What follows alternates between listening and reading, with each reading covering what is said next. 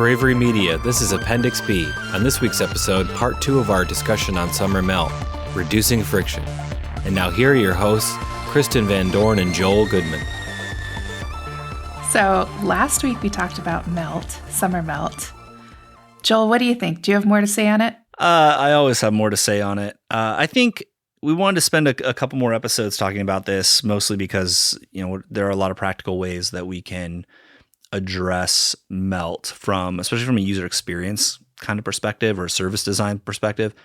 And today I thought we could kind of talk about the friction part of this, because I think when you look at how accepted students' websites, services are kind of built in most institutions. I say most because this is, we've got are we at nearly 4,000 institutions in the U.S. alone? Yeah, Title.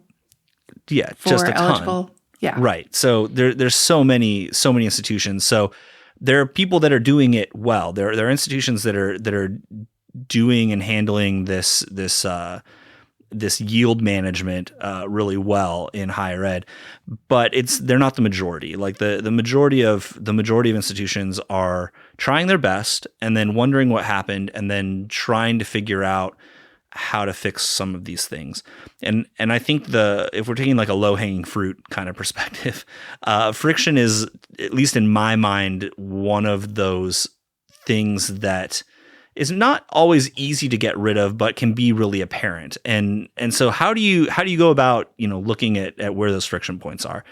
I want to get some of your thoughts, Kristin, because you've got such a strong UX background. But I'll start off by saying, I think the first thing to do is look at the entire journey that a prospective or a newly accepted student takes to go from that point where they've gotten their acceptance letter or email or whatever, and getting them to deposit, and then getting them to do all of the onboarding activities that they need to do in order to actually get to campus, or, if they're online, get to the online orientation and be able to become that full-fledged student. And there are a lot of different touch points within that process. And the number one question that I have for any institution that, hires Bravery Media or decides to engage Bravery Media on working with one of these accepted students processes. Also, secret goes into like general website practice. But the number one question is, how hard is it for people to take the actions that you want them to take? Because anytime you put up a barrier to someone taking that action, whether it's, going in and paying you that deposit, or going and taking those placement exams, or filling out their immunization records, or registering for housing, or finding a roommate, all those different little things in there. Anytime you make that more difficult than it should be, you are you're increasing the potential for that person to melt away and go to one of the schools, one of your competitors that actually accepted them to a program there. Yeah, so I think one way to look at melt and how easy it is to muddle through all of the expected processes that someone has to do to officially be quote unquote onboarded is you have to look at how much control you're giving them over that process. So giving them control means giving them all the information that they need up front before they even start a process, because you don't want them to get midway through and discover that they've forgotten some key element or not brought it with them, or they need to request it from someone and it's going to take about 2 weeks to get it, right? You want that information to be upfront so that they have the list of what they need to do before they start. Right. You also want to give them the overall picture, like how long is this going to take? Where do you start? What kinds of processes are going to be along the way? And I think that you really want to give them a chance to go at their own pace. I think sometimes schools will break it up over the summer and say, now it's time for you to do this. Now it's time for you to do this. But if someone doesn't have the bandwidth to divide these things up between multiple sessions, how easy are you making it for them to consolidate and get it done all at once? Yeah, I think part of that's difficult is, so we'll break this down a little bit. So giving people a general kind of a general view of what the time commitment is going to be for a specific task, I think is really important. And then on the flip side, you should be asking yourself, is this taking too long, and can we reduce the issues with that process? I think we mentioned this in the last conversation we had, but there are all these disparate software platforms and tools and services that institutions put together. There's something, it's like StarRes for housing, and there's, something different for taking your placement tests, and there's something different for submitting your immunization forms, and, all this kind of stuff. And all of those interfaces come with an inherent learning curve because you're dumping them out of whatever, hopefully more branded experience you've created into something that is completely different, completely new, definitely not designed with a good user experience in mind. And so like that time commitment can vary a lot, and you're not doing yourself any favors if you're making the process long and convoluted, or putting it into tools that are not user friendly. And are built for enterprise class, whatever type of services. Are you a higher ed marketer getting ready to write an RFP for a redesign? Are you seeking institutional buy-in for a big web project? Consider a website strategy guide from Bravery Media. We'll tell you all about the site you already have and share the most effective ways to improve it. Website strategy guides are designed to be immediately actionable and include reports on accessibility, content strategy, user experience, and governance. And the best part? All of our recommendations are prioritized based on estimated impact and need. Our partners have seen 3-digit conversion rate increases and double the applications for their priority programs. Learn more by scheduling a needs assessment today at bravery.co. That's bravery.co.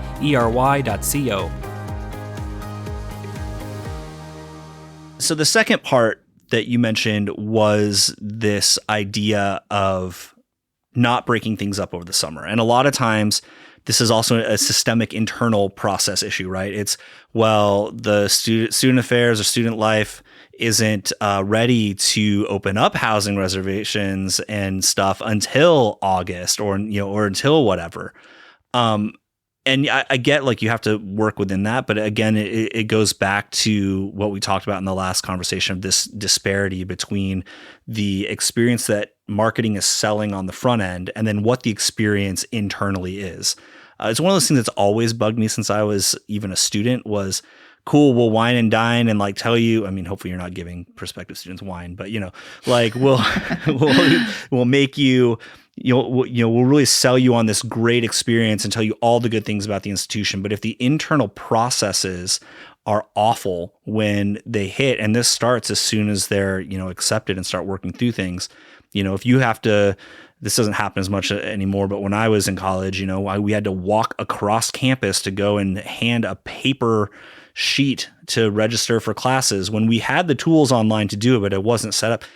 When you put those friction points in place, not only, on the front end does that affect the level of melt that you're going to see, but it affects the level of student attrition when they've been there for a while. So if you're looking at retention issues and you're wanting to retain students, it's not easy, but one of the more straightforward ways to fix that is make sure that the service design for tasks that need to get done, the everyday kind of whatever sort of stuff for students, make sure that service design is impeccable, is focused on them and has great user experience with low friction, because the higher that friction level, the more discomfort, the more frustration, and the more likelihood to leave you're going to see in your students. Yeah. And I think another big elephant in the room that we're not addressing yet is the financial aid process for students.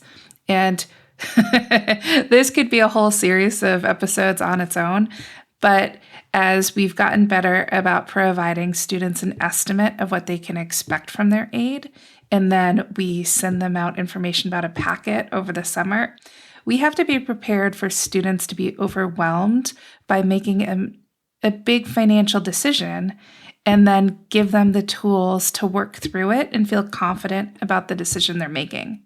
And one way that we can do that is by providing a lot of help, a lot of service, and a lot of simplification. Right now, we're relying a lot on companies like Oracle, PeopleSoft to dictate the user experience of that financial aid portal. And that system comes with a lot of code that can be pretty difficult to change or develop other than to just tirelessly, beg for PeopleSoft to make a difference or make a change. But each of those processes that become more and more opaque to a new student will contribute to your losing your applicant pool by the end of summer. So yeah, 100%. And I think the moral of this entire story is that the processes that we have in place and have used for the last 10, 15, 20 years are the things that are the most ripe for us going through and reconsidering and redesigning. It's that process from the point where you're accepted to the point where you're on campus. And then from the point that you're on campus until the point that you graduate, the processes, the day-to-day and, quarter to quarter and semester to semester and year to year sorts of administrata that students have to deal with are the things that stick in their head as making your institution feel old if they're out of date, feel tired if they're out of date, feel not particularly modern if they're out of date, and fixing those things with the student in mind versus the software application or IT's contract or whatever it is super, super important and can make a huge difference in retention and in yield. Yeah. I mean, think about it this way. If you were to walk into a tech store and they were selling walls of VCRs. I'd buy one personally. And me too. And you got a bunch of possibilities of getting different tapes, but it just felt out of sync with your expectations for that store. Then would you trust them when you had a question that you couldn't answer yourself, was hard to research, but they have an expert on staff that could advise you? Do you trust that expert? Maybe not, because something else about the experience is throwing you off. And that's what happens when you've marketed your institution one way, and then they have an experience that feels out of sync with that marketing. This experience that it's really difficult to wade through all of these different processes just to get registered, just to get officially enrolled, just to get money in the right place so that I can start my classes. If those experiences are rough on the student or confusing or discombobulating, they're not going to trust you when you need to advise them on other things that are meant for their future well-being.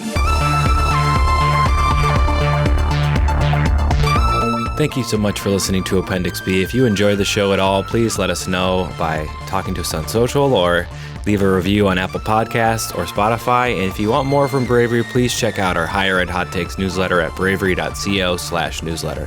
Thank you so much, and we'll talk to you next week.